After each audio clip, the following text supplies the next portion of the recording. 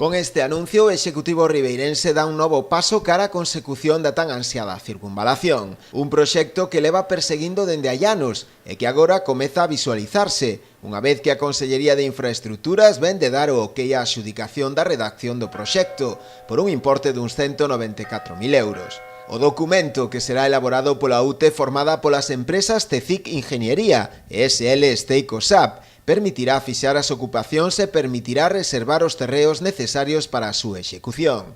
Ademais da redacción do proxecto de trazado, analizarase tamén o posible impacto ambiental das obras e o proxecto construtivo correspondente á primeira fase da actuación, o que permitirá adiantar prazos para a materialización das obras. Aínda que a vixencia do contrato para a realización destes traballos é de 20 meses, a Xunta ten como obxectivo de que poida estar concluída a mediados de 2019.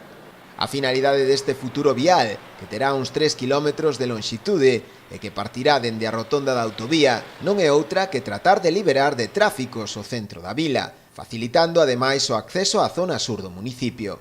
Nunha primeira fase executaríase o treito que discorre bordeando todo o núcleo urbano, ata a Avenida da Constitución, e na segunda continuaríase ata o Porto. A actuación, unha vez rematada, suporá un investimento estimado de 9,3 millóns de euros.